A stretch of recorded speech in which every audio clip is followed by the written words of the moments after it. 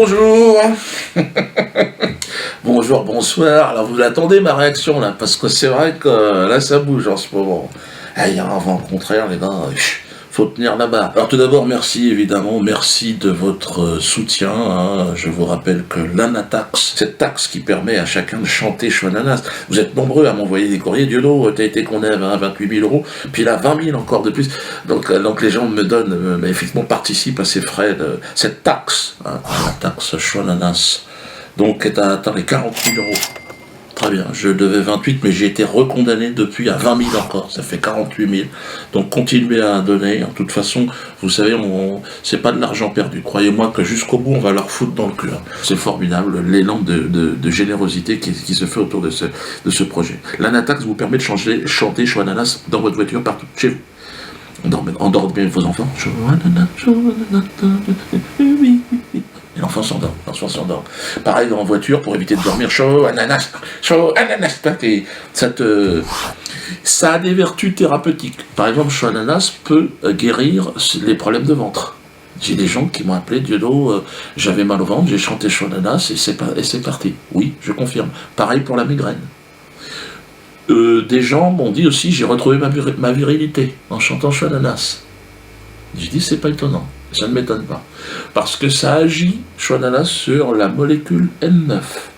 C'est une petite molécule qui est dans le bas cervelas. Et Chouananas, il y a une vibration qui fait qu'elle bouge. Et ça l'énerve, ça excite. C'est très bon. Les médecins vous le diront. Chanter Chouananas, c'est gagner beaucoup en respiration. Et plus vous m'aidez, évidemment, et plus on met le système en difficulté. Condamne-le. Non, parce que le peuple de France va lui donner l'argent. Comment on fait ?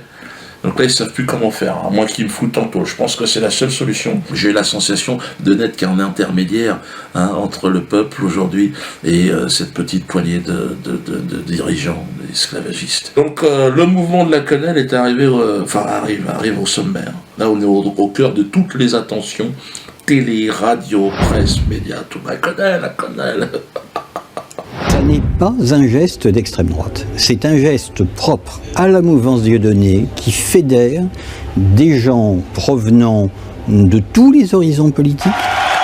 זו הופעה של פרובוקטור ואנטישמי די ידוע, קומיקאי הצרפתי דיודונה, כמו בגרמניה הנאצית, רק הפוך, במקום למעלה, היד מצביעה למטה, אבל בצורה זהה. תנועה נקראת קונל, שילוב של מועל יד ואצבע משולשת. Ce sont des réactions ici et là, voyez-vous, qui sont étonnantes. Jusqu'au sommet de l'État, François Hollande, convoqué par le président du CRIF. Ce sont les Juifs qui se sont organisés eux-mêmes, qui ont choisi leurs représentants, et ce qui explique sans doute la liberté qui a toujours été la vôtre, encore aujourd'hui, Monsieur le Président, car quand vous avez des choses à dire, vous les dites. Et vous les dites librement, franchement, sincèrement, bruyamment. Et nous vous écoutons. Il semblerait, moi je ne sais pas si c'est vrai ou si c'est faux, mais qui t'ont baissé le froc et qui t'a donné la fessée devant les journalistes. Ton François, merde. Tu peux quand même dire non, enfin, ou tout du moins pas à l'abri des regards. Tu peux regarder un petit peu de dignité. Tout ça parce que Kuckerman, le président du CRIF, t'a convoqué. T'aurais pu dire attends, laisse-moi, l'autre. François, t'y vas, toi. Puis alors, tu rampes sur le sol, il te dit oh, François, mets-toi à genoux quand même. Il y a des caméras. C'est le président du CRIF, le mec. C'est lui qui décide qui sera président d'ailleurs. On le voit avec c'est-à-dire que chaque année, il fait un repas, le repas du CRIF, ils appellent ça. Il y a toujours un grand moment où l'opposition rêve d'être à la table centrale. Et où la majorité sait que c'est forcément pour un temps précaire, alors que vous êtes permanent dans l'institution. Et à la fin du repas, il y a une galette. Et qui est la fève? C'est toi, François? Balance la couronne. Alors merde, elle est trop grande. Oui, parce que le problème, ils n'avaient pas fait la taille de François. Parce que là, il est dans la merde, François. Parce que c'est votre président, mais il ne représente plus que dalle. 15% des Français, apparemment. Et encore, je crois que les chiffres sont gonflés. Je crois que François, tu ne représentes plus que dalle. Ah, on est dans la merde là. Alors c'est vrai que dans les dernières vidéos, il y avait cette petite chanson qui est en train de revenir un peu partout. François, la sens-tu qui se glisse dans ton cul à quenelle. Alors apparemment il la sent François. Là je crois que si tu la sens pas, c'est que tu as perdu tout sens commun. Il faut que tu te fasses opérer. Et puis alors il s'en prend à moi, François, putain, François, t'en prends pas à moi, enfant. Nouvel Obs. Hollande peut-il en finir avec Dieudonné? Nous agissons, gouvernement de Jean-Marc Ayrault, pour que sur tout ce qui est Internet, on en a parlé souvent, nous puissions là encore éviter la tranquillité de l'anonymat qui permet de dire des choses innommables sans être retrouvé. Et là aussi, j'ai demandé au gouvernement d'y veiller tout particulièrement. Et aussi de lutter contre le sarcasme, ou ceux qui se prétendent humoristes et qui ne sont que des antisémites patentés que nous devons également combattre. Fonfon. Hé, la ficelle, le filochard. Qu'est-ce que tu fous là? Ouais, Fonfon, là tu déconnes. Faut pas tous les écouter, François, parce que Kuckerman il dit des bêtises. C'est le geste inverse du salut nazi. Les jeunes ne sont pas conscients du fait que ce qu'ils font est très proche du salut nazi, c'est juste l'inverse. Très proche du salut nazi, c'est juste l'inverse, c'est juste l'inverse, c'est juste l'inverse, l'inverse. Je vais vous inviter à regarder une photo qui n'est pas très agréable à regarder d'ailleurs. Dieudonné Balambala, puisque c'est ainsi qu'il se nomme, qui fait ce qu'on appelle la quenelle. Il est tellement facile de dire non, c'est pas antisémite, Oui. que je doute qu'on arrive à un résultat sur ce terrain-là. Dieudonné est devenu un professionnel de l'antisémitisme. Il utilise sa réputation d'humoriste pour fabriquer de l'antisémitisme et le propager. Et c'est très inquiétant. C'est juste l'inverse. Moi je vais l'attaquer de toute façon, je l'attaque en justice.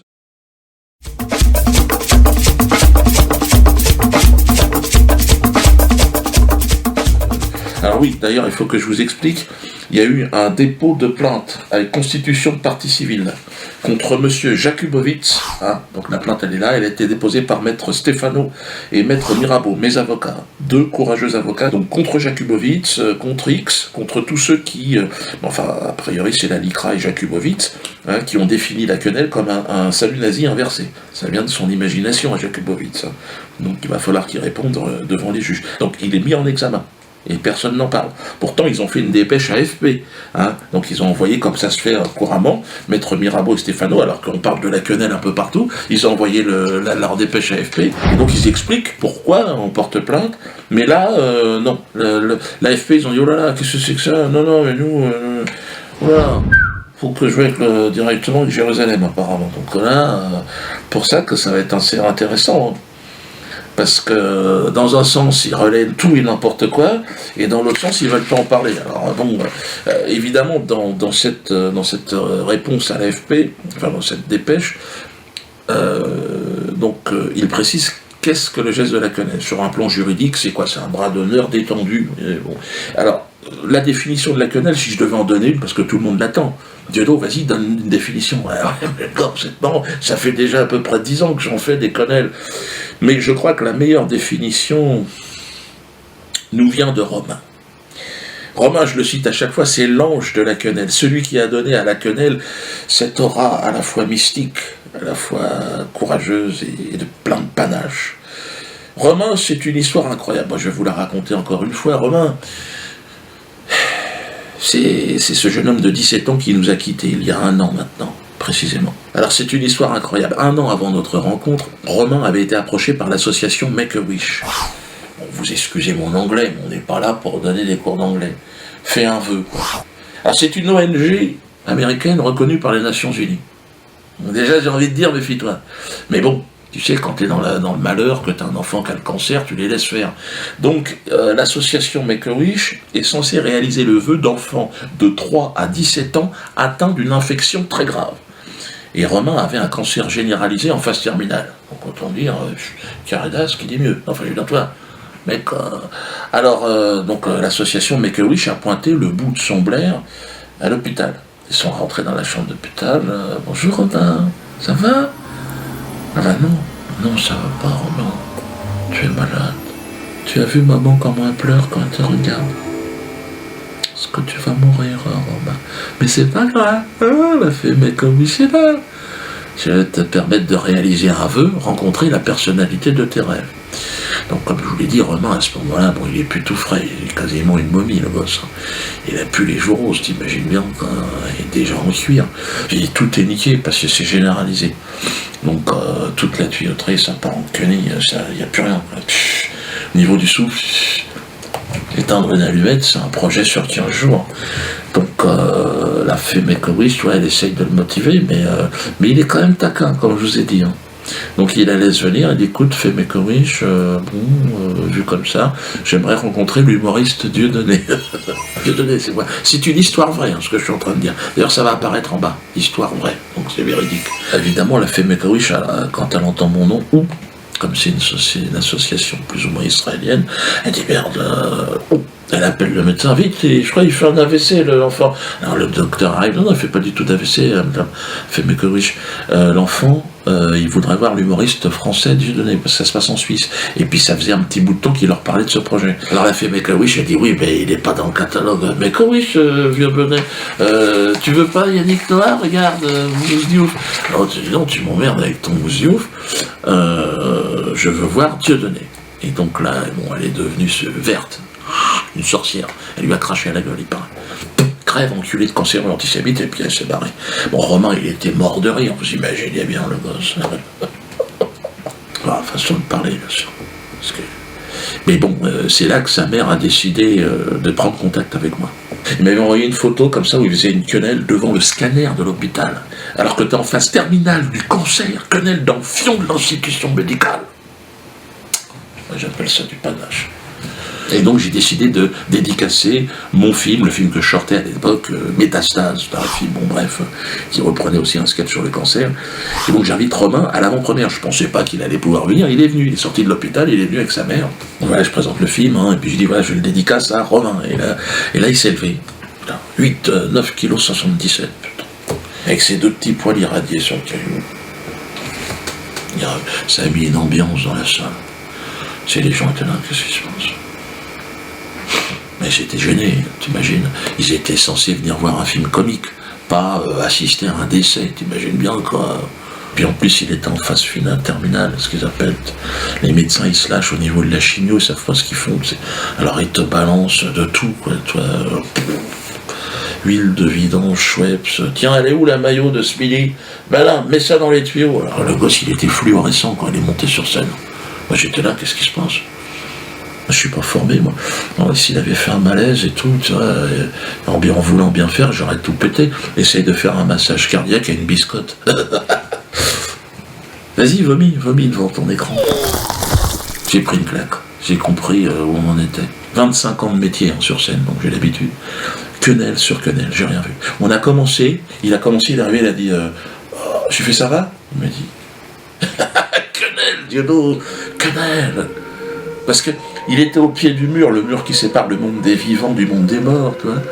Et puis nous on était derrière, qu'est-ce que tu fais Romain? Quenelle. N'ayez pas peur les gars, n'ayez plus peur. Quenelle dans le fion de la peur, hein. Et c'est ça qu'il a laissé et qu'il laissera encore pour un petit bout de temps. C'est Romain qui a donné ses lettres de noblesse à la quenelle, hein. Geste de panache, de courage et de foi en même temps, à la fois révolutionnaire et mystique. On s'est libéré dans nos têtes, donc ça on ne peut pas revenir en arrière. La quenelle est en train de bouleverser cette société. Et je dois dire qu'il faut se rapprocher au maximum de ce que Romain nous a laissé, c'est-à-dire le courage, et de ne plus avoir peur. Hein. Il ne faut plus avoir peur, on avance. Alors évidemment, le maître esclavagiste, le maître banquier, hein, c'est lui qui dirige tout dans nos vies. Hein. Le maître banquier. C'est lui hein, qui te réveille le matin, avec le réveil. Hein. Allez, il faut aller bosser. Oh, non, je veux pas. Mais t'es obligé, il faut rembourser le crédit, connard. Donc vas-y, allez, va bosser. Non, je veux pas bosser. T'as loupé le métro. Ah ben voilà, marche, connard. Et alors t'arrives au boulot, allez, bosse. Tu veux manger? Non, bosse d'abord, bosse. T'as fini? T'es fatigué? Allez, rentre chez toi. Allez, vas-y, allume ta télé, baisse ta femme, mange, consomme. Et si tu veux pas, t'es un mauvais esclave. Et le maître esclavagiste, il est même capable de dire raciste. T'es un raciste. Ah, bien sûr, pourquoi pas. Raciste, il y en a partout. Hein. Donc, les gars, un mauvais esclave devient très vite un raciste. Donc c'est ça que j'ai remarqué. Donc rendez-vous à 18h au Théâtre de la Main d'Or. Donc on va glisser des quenelles, glisser des quenelles. On a des musiciens qui viennent maintenant, oui, des quenelleurs musiciens, tous à visage découvert ou visage masqué, vous faites ce que vous voulez. Mais sachez que la victoire est là, elle est à une portée de main maintenant. Continuons et puis glissons des quenelles. N'hésitez pas aussi à les mettre sur vos Facebook, mettez des quenelles partout. Qu'ils soient noyés de quenelles. Le maître esclavagiste, il est en panique, vous le voyez. Et donc ils veulent nous terroriser. Et de manière complètement illégale. Vous vous souvenez du discours de Valls, écoutez-le. Mes chers amis, ces tristes voix qui se déchaînent, qui transpirent la haine, et notamment sur les réseaux sociaux, nous devons les combattre. Et je l'ai déjà dit à de nombreuses reprises, à La Rochelle, où il y a encore quelques jours, à l'occasion d'un beau colloque où nous étions avec Christiane. Je pense aux propos de ce Dieudonné qui ne fait plus rire personne depuis bien longtemps. Il crache à la gueule en permanence, ce mec. Ouais, je serai l'ennemi de la République, mais réveille-toi, putain. L'ennemi de la République, mais c'est le chômage, c'est le travail, c'est la santé, c'est la sécurité, c'est pas l'humour. Enfin, t'es malade ou quoi? Vous êtes fous, les mecs. Alors là, il y a eu un piratage de mon site. Ils ont donné en pâture le nom de gens qui venaient faire des quenelles sur le site. Alors là, par contre, il n'y a pas de problème. Le mec, les pirates, ils ont le micro, on leur tend. Alors, merci, quasiment merci. J'ai voulu, premièrement, démasquer les queneliers en diffusant leur nom, prénom, adresse, profession, adresse email. Et deuxièmement, j'ai voulu nuire à Dieudonné financièrement, étant donné qu'il vit en grande partie grâce à son site, grâce à Internet. Je pense que d'avoir diffusé sa base de données, forcément, ça lui ralentit ses ventes, en fait. Les esclavagistes veulent nous faire peur. Donc c'est ce qu'ils ont toujours fait dans les champs de Cannes. Regardez, méchant! Ils fouettaient devant les autres pour que les autres se calment. Le méchant, c'est celui qui exploite le peuple. C'est pas l'inverse. Là, on nous dit, la quenelle, vous êtes méchant. Non. C'est comme si un esclavagiste était dans un champ, ça, et c'est raciste. Non, t'as pas compris. C'est pas comme ça que ça marche. Si votre nom a été injustement mis en avant, enfin, sans qu'on vous demande, suite à ce piratage, on s'est servi de votre identité, on l'a mis en public comme ça, avec une photo de quenelle ou je sais pas quoi, et que vous voulez vous plaindre, vous avez été menacé, parce qu'ils menacent aussi. Donc n'hésitez pas à porter plainte. Nous avons donc mené dans ce sens, nous avons constitué une association, l'association des justes. Il me semble que le nom est parfaitement justifié, car s'il y a eu des justes en France, ce sont des maîtres quenelliers. Il ne peut en être autrement. Nous avons 2 avocats qui vont s'occuper personnellement de cette affaire. Maître Isabelle Coutempère et Maître Albéric de Gaillardon. Alors je leur ai dit, attention, vous allez avoir des pressions. Ils ont dit, on n'en a rien à foutre. On va s'occuper donc des justes parmi les justes. Nous avons décidé donc de nous organiser, donc il y aura aussi en copie jointe à cette vidéo, donc le texte qu'il va falloir que vous nous renvoyez avec une photocopie de votre carte d'identité. Tout ça au 1 route des Voiliers, de toute façon l'adresse va apparaître là. Donc voilà, vous voulez vous plaindre, une photocopie de votre carte d'identité, votre adresse mail, votre téléphone, plus vous remplissez le petit formulaire qui est en pièce jointe. Vous avez compris ou pas? Donc Puckerman, attends-toi à un procès, l'ALICRA procès, et puis tous ceux qui ont été emmerdés avec ce piratage, on y va les gars, on avance.